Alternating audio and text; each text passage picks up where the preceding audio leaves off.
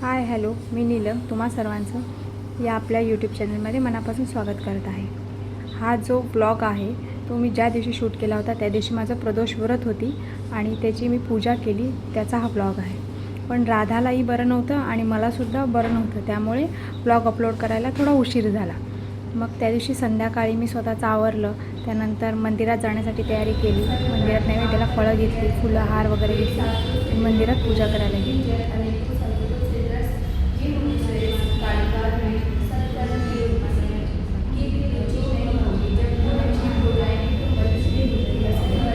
त्या दिवशी पूजा करायला मी गेली होती. त्या दिवशी दुर्वाला आणि राधाला दोघींना पण घरीच ठेवलं होतं, कारण राधाला जर घेऊन आलं तर राधा शांत एका जागी बसत नाही, ती इकडे तिकडे पळत राहते. मग आपलं तिच्याकडेच लक्ष असतं. मग पूजेमध्ये लक्ष न राखता राधा कुठे जाते, काय करते, इकडेच लक्ष राहतं. म्हणून मी दोघींना पण आजींजवळ घरीच ठेवलं होतं आणि मी एकटी जाऊन पूजा करून आली होती.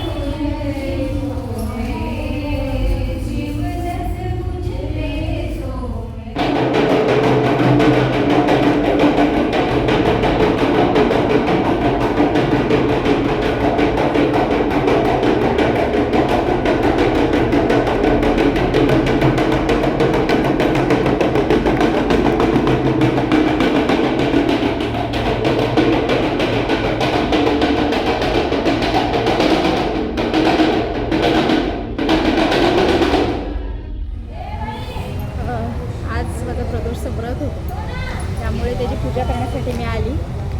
छान झालं, झाली थोडी धावपळ, पण पूजा छान झाली, मस्त झाली.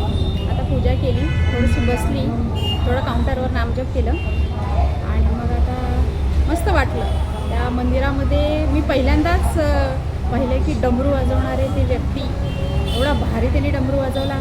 मी अगोदरच आता अटॅच केलेलं असेल ते तुम्ही वेळ एवढं भारी वाटलं. म्हणजे ते मंदिरातलं वातावरण एवढं पॉझिटिव्ह झालं आणि तिथे एकदम एवढं छान वाटत होतं त्या मंदिरामध्ये ते वाजवताना. म्हटलं तो अनुभव पण तुमच्याशी शेअर करावा. आता तेच वाजवलं त्यांनी. त्यानंतर माझी आरती चालू होती आणि ते जस्ट आले आणि त्यांनी ते आरती संपेपर्यंत त्यांची पूजा वगैरे झाली आणि त्यांनी वाजवला.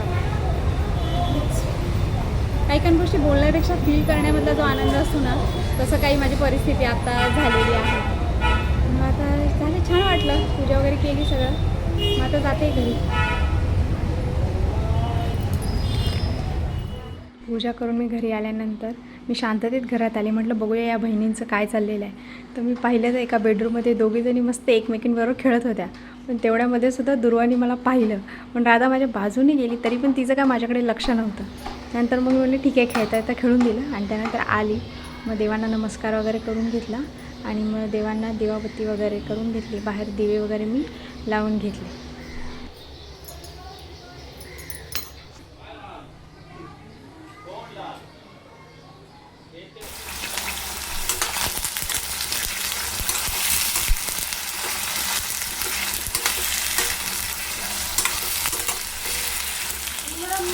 हो काय बेटा, मम्मा काय करते? मम्मा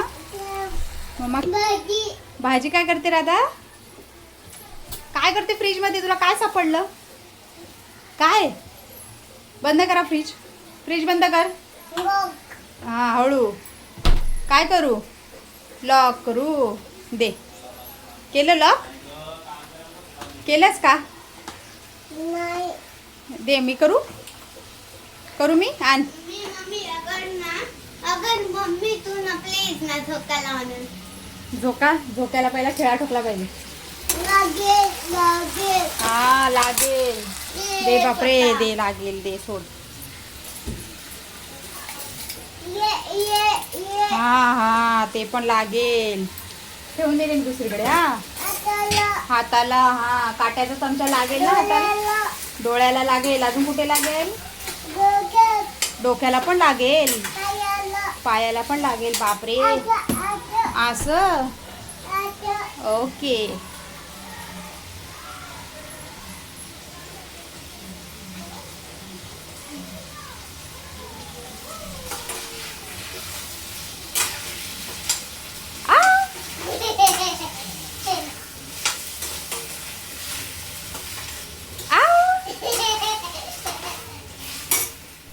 राधाबरोबर खेळता खेळता एकीकडे भाजीला सुद्धा फोडणी दिली होती आणि मग वांगे आणि बटाटे शिजवून घेतले आणि त्यानंतर त्यांना फोडणी दिली. आणि एकीकडे भाजी उकळत होती तर दुसरीकडे म्हटलं चपात्या पण लागल्याच करून घेऊया, म्हणून मी एकीकडे चपात्याला तवासुद्धा ठेवला होता आणि चपातीसुद्धा पटापट बनवून घेतल्या आणि मी पटपट स्वयंपाक पूर्ण करून घेतला.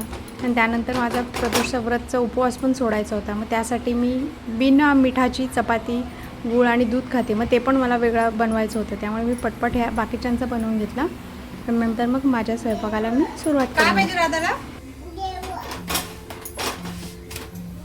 आज वांग्याची भाजी करून घेते, आता चपात्या करून घेते.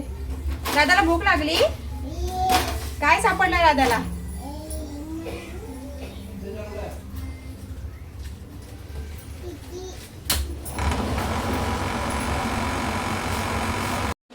त्या दिवशी आईंनासुद्धा बरं नव्हतं, त्यामुळे आईसुद्धा दवाखान्यात गेल्या होत्या. त्यामुळे त्यांनासुद्धा मग तिथे सलाईन लावली होती, त्यामुळे त्यांना यायला उशीर होता. त्यामुळे घरात आम्हीच होतो.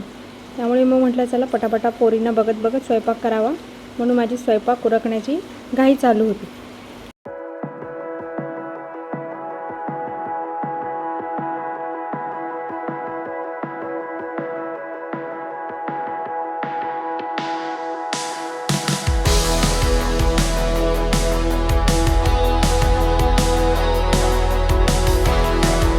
स्वयंपाक पूर्ण बनवून घेतला, त्यानंतर राधाला भरवून घेतलं.